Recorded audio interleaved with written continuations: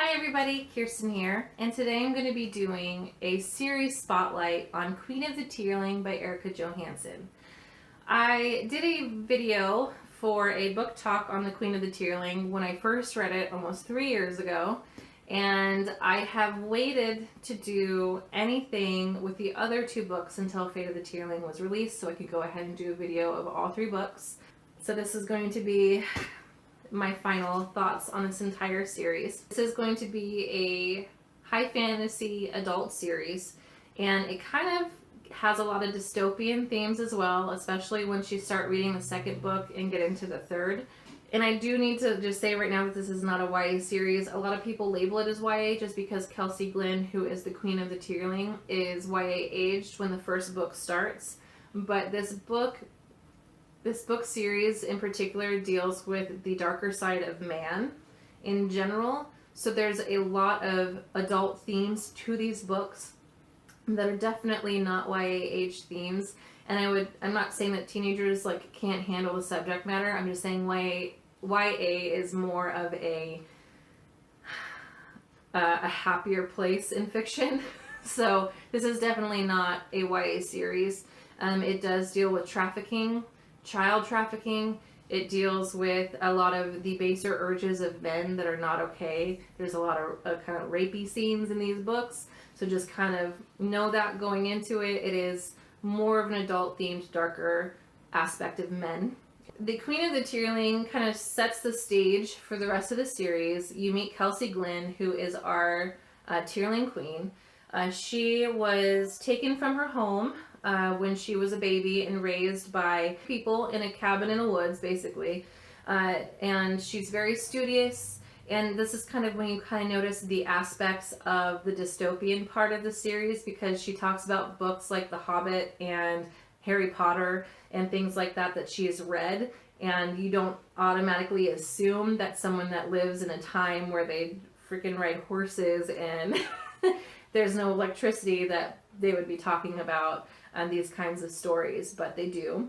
She is taken from her home when she is of age to become the queen and taken to the Tearling, where she tries to come into her own and just be the queen that she's supposed to be. They reference the fact that she's plain looking quite often, and it's a very important aspect of the series that you don't realize at first, but she does transform throughout the series, and it's very, very, very important to remember how she looks at the beginning of the series compared to how she is at the end. In the series, there is the opposing force, which is the Red Queen, or the Scarlet Queen, or however you want to refer to her. They refer to her as many different forms of red in the book, but she is the Red Queen, and she is in Mort Mesney, which is the opposite of the Tearling. And so Kelsey has to come into this story and save the Tearling from the Red Queen. In the aspect throughout the story, there's the theme of these sapphires. There's these two sapphires that give Kelsey powers, and the Red Queen wants those sapphires. And there's very many characters that want these sapphires and the powers that they possess. And it's really great how the story goes through and explains how the power of the sapphires came to be, why there's two, and why they work in a pair, and why Kelsey is the one that's able to wield these powers. The invasion of the Tearling, it does have second book syndrome. There's no way of going about it. The only part of the invasion of the Tearling that I really enjoyed was the flashback sequences, and this is when you really start to see the dystopian world kind of unfold, and you find out how the tear was made and how it came to be, and you get a look into a lot of the themes that are very relevant in our current time, which is insane to me because while reading this book, I just could see so many mirror images of this completely dystopian world in how our lives currently are going. And so a lot of those themes are very relevant.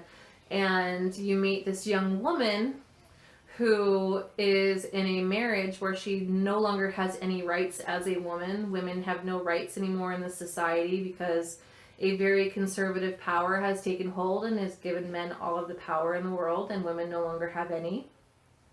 And so it's her struggling with that and kind of coming to terms with the fact that maybe this isn't how it's supposed to be. Like, I should have more in life. And so she meets Jonathan Tear, who creates the Tearling. And so it's them coming together and how they created this utopian society that becomes the Tear. And that's where these baser urges of men come into play. Because although this utopian society was made in contrast to the very oppressive nature that we as people tend to go towards, these people can't control the actions of the children and their children's children. Even with the positive intention that they go out in creating this utopian society, there's always going to be man there to kind of go, well, I like this, and it's not really something that's very positive, but men act on their urges, like people act on their urges. And so it's a lot of their children and their children's children kind of realizing, you know, society isn't black and white. Why do I have to behave in this way? Why do I have to share everything I have? Why can I not work hard for what I want? Why is there one person in power? Like, a lot of these things. And then religion comes into the aspect of it as well. These people created this utopian society outside of religion. Religion comes in, muddies the waters, makes people really question, you know, a lot of what's going on in this utopian society that they created. And then the third book, Fate of the Tearling, follows our Glen Queen, Kelsey. And she's really coming into her own, kind of realizing what the Sapphires have done for her, why the Red Queen wants the Sapphires so badly. You meet a lot of the characters that are actually from the past in the very third and last final book. You find more about Kelsey throughout the entire series. You have no idea what her parentage is other than her mother. And even then, it's just kind of iffy. So you find out more about her lineage, her parentage. You find a little bit more about why the Sapphires react to her and to nobody else. You really kind of see this idea of the Tear that Jonathan Tear originally wanted to happen kind of come to life with Kelsey, but she also realizes that you can't completely kill all of the baser urges of men, so you have to find your ways to go about it. She brings about a justice system, which they didn't have before. She brings about a lot of the aspects of our current life that make things a little bit better that they didn't have before. And there's very dark forces throughout the entirety of Fate of the Tearling. This book deals with flashbacks as well, but it's not the same character. You get flashbacks of an invasion of the Tearling. And so you see a lot of the characters. You find out more about the Fetch and the Dark Man that the Red Queen got most of her powers from. And it's very interesting because some of the things that happen in this story kind of don't make sense, but it makes the story really amazing, and it just kind of bounces all over the place in this last book.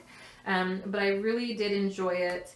It really kind of kept me enthralled the whole time, and it just is everything that I hoped that it would be, especially after loving Queen of the Tearling so much. If you're looking for a fantasy series that has a lot of themes that we deal with currently as a society, I would definitely check these books out. But please remember, it's not YA. The way that she just told this story, it just had me hooked from the first time I read this book.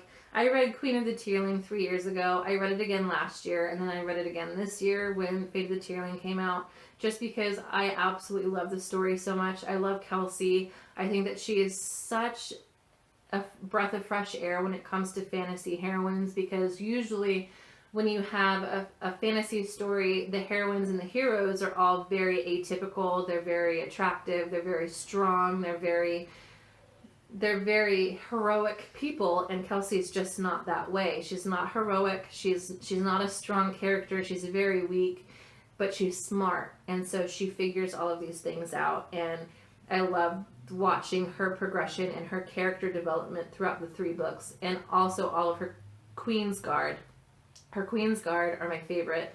And I love the development of the religion throughout the book, because you'd think that in a utopian society or dystopian society where they're coming from, not bringing any religion with them, no sort of idea of what that religion could be, but it still sprouts up within generations, and how it just mirrors this crazy Catholicism that we have.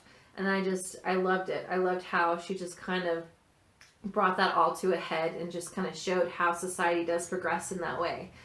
And it was such a fantastic storytelling, and I will recommend this book series until I'm on my dying breath, because I absolutely love it so much. Everybody, thank you so much for watching this series spotlight on Queen of the Tearling by Erica Johansson. And if you are looking for any other series that you'd like me to talk about, go ahead and comment with a series you'd like me to talk about below. Chances are I read it or I'm in the process of reading it, and I would love to talk about more series in this way. So thank you so much for watching, everybody, and I'll see you next time.